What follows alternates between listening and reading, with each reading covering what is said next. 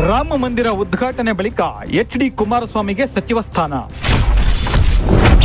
ಡಿಕೆಗೆ ಸೆಂಟ್ರಲ್ನಿಂದ shoot, Vokkaliga vote bank ಮೇಲೆ ಕಣ್ಣು. ಮೋದಿ ಸಂಪುಟಕ್ಕೆ ಜೆಡಿಎಸ್ ಅಧಿಕೃತ ಎಂಟ್ರಿ. ಗೌಡ್ರು ಒಂದು ಕಲ್ಲಲ್ಲಿ 2-3 ಹಕ್ಕಿ ಹೊಡೆದ್ರ. ಬಿಜೆಪಿ ಜೊತೆ ಕೈ ಜೋಡಿಸಿ ಅಚ್ಚರಿ ಮೂಡಿಸಿದ್ದ ಜೆಡಿಎಸ್ ಈಗ ಎನ್ಡಿಎ ಸರ್ಕಾರದಲ್ಲಿ ಅಧಿಕಾರ ಹಂಚಿಕೆಯಲ್ಲಿ ಮೇಲುಗೈ ಸಾಧಿಸುವ ಎಲ್ಲಾ ಲಕ್ಷಣಗಳು ಕಾಣುತ್ತಿವೆ. ಈ ಮೂಲಕ ಲೋಕಸಭಾ ಚುನಾವಣೆಯಲ್ಲಿ ಕರ್ನಾಟಕದಲ್ಲಿ ಹೆಚ್ಚು ಸ್ಥಾನ ಗೆಲ್ಲುವ ಬಿಜೆಪಿ ಲೆಕ್ಕಾಚಾರ ವರ್ಕೌಟ್ ಆಗುತ್ತಾ? ಕುಮಾರಸ್ವಾಮಿ ಕೃಷಿ ಸಚಿವರಾದ್ರೆ ಶೋಭಾ ಕರಂದ್ಲಾಜೆ ಖಾತೆ ಬದಲಾಗುತ್ತಾ? ಒಕ್ಕಲಿಗರ ಪ್ರಾಬಲ್ಯವಿರುವ ಹಳೆ ಮೈಸೂರು ಭಾಗದಲ್ಲಿ ಡಿಕೆ ಆರ್ಭಟ ಕಮ್ಮಿ ಮಾಡಲು ಸೆಂಟ್ರಲ್ ನಿಂದ ಸ್ಕೆಚ್ ರೆಡಿ ಆಯ್ತಾ? ಇದೆಲ್ಲವನ್ನ ಹೇಳ್ತೀನಿ. ಅದಕ್ಕೂ ಮೊದಲು ನಾನು ರಿಪೋರ್ಟರ್ ಚಾನಲ್ ಸಬ್ಸ್ಕ್ರೈಬ್ ಮಾಡಿ ಮತ್ತು ಪಕ್ಕದಲ್ಲಿರುವ ಬೆಲ್ ಐಕಾನ್ ಪ್ರೆಸ್ ಮಾಡಿ.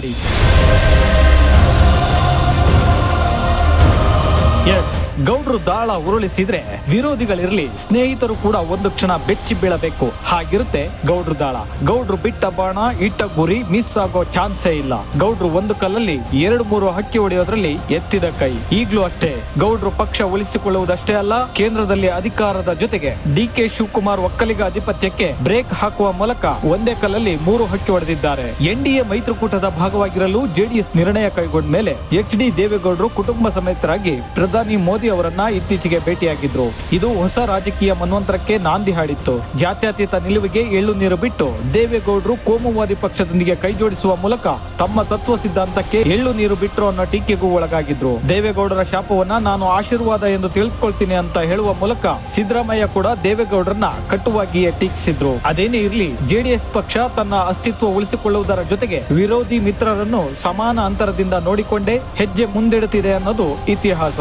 ಈಗ ಜೆಡಿಎಸ್ ಬಿಜೆಪಿ ಜೊತೆ ಕೈ ಜೋಡಿಸಿ ಕೇಂದ್ರದಲ್ಲೂ ಮಂತ್ರಿ ಸ್ಥಾನ ಗಿಟ್ಟಿಸಿಕೊಳ್ಳುವಲ್ಲಿ ಯಶಸ್ಸು ಕಾಣುತ್ತಿದೆ. ಕೃಷಿ ಹಾಗೂ ರೈತ ಕಲ್ಯಾಣ ಖಾತೆ ಸಚಿವ ನರೇಂದ್ರ ಸಿಂಗ್ ತೋಮರ್ ಮಧ್ಯಪ್ರದೇಶ ರಾಜ್ಯ ರಾಜಕೀಯದಲ್ಲಿ ಸಕ್ರಿಯರಾದ ಬಳಿಕ ತಮ್ಮ ಖಾತೆಗೆ ರಾಜೀನಾಮೆ ನೀಡಿದ್ರು. ಈ ಖಾತೆ ಎಚ್ಡಿಕೆಗೆ ನೀಡುವ ಚಿಂತನೆ ನಡೆದಿದೆ ಎನ್ನಲಾಗಿದೆ. 2 ಬಾರಿ ಮುಖ್ಯಮಂತ್ರಿ, ಒಮ್ಮೆ ವಿರೋಧ ಪಕ್ಷದ ನಾಯಕನಾಗಿ ಕೆಲಸ ಮಾಡಿರುವ ಎಚ್ಡಿಕೆ ಮತ್ತೆ ವಿರೋಧ ಪಕ್ಷದ ನಾಯಕ ಸ್ಥಾನ ಬೇಡ ಎಂದು ಬಿಜೆಪಿ ಕೇಂದ್ರ ನಾಯಕರಿಗೆ ತಿಳಿಸಿದ್ದಾರೆನ್ನಲಾಗಿದೆ. ಆ ಸಂದರ್ಭದಲ್ಲಿ ರಾಜ್ಯ ಬಿಜೆಪಿ ನಾಯಕರು ಕೂಡ ಎಚ್ಡಿಕೆ ವಿರೋಧ ಪಕ್ಷದ ನಾಯಕರಾಗಲು ಸಮ್ಮತಿಸಿರಲಿಲ್ಲ. ಈ ಮೂಲಕ ಇಂಡೈರೆಕ್ಟ್ ಆಗಿ ಕೇಂದ್ರ ಸಂಪುಟಕ್ಕೆ ಸೇರಿಸಿಕೊಳ್ಳಿ ಎಂದು ಕುಮಾರಸ್ವಾಮಿ ಬಿಜೆಪಿ ವರಿಷ್ಠರ ಮುಂದೆ ಇಂಗಿತ ವ್ಯಕ್ತಪಡಿಸಿದ್ದರು ಎನ್ನಲಾಗಿದೆ. ಹಾಗಾಗಿ ರಾಮ ಮಂದಿರ ಉದ್ಘಾಟನೆ ನಂತರ ಕೇಂದ್ರ ಸಚಿವ ಸಂಪುಟ ವಿಸ್ತರಣೆಯಾಗಲಿದ್ದು 5 ಹೊಸದಾಗಿ ಸೇರ್ಪಡೆಯಾಗಲಿದ್ದಾರೆ. ಇದರಲ್ಲಿ ಕುಮಾರಸ್ವಾಮಿ ಕೂಡ ಒಬ್ಬರಾಗಲಿದ್ದಾರೆ ಎನ್ನಲಾಗಿದೆ. ಎನ್ಡಿಎ ಮೈತ್ರಿಕೂಟದ ಭಾಗವಾಗಿರುವ ಜೆಡಿಎಸ್ಗೆ ಸಂಪುಟದಲ್ಲಿ ಪ್ರಾತಿನಿಧ್ಯ ನೀಡಿದ್ರೆ ಜೆಡಿಎಸ್ ಬಿಜೆಪಿಗೆ ಹಿನ್ನಡೆಯಾಗಿರುವ ಹಾಗೂ ಒಕ್ಕಲಿಗ ಮತದಾರರ ಪ್ರಾಬಲ್ಯವಿರುವ ಕಡೆ ಡಿಕೆ ಶಿವಕುಮಾರ್ ಆರ್ಭಟ ಕಮ್ಮಿ ಮಾಡಲು ತಂತ್ರ ಹೆಣೆದಂತೆ ಕಾಣುತ್ತಿದೆ.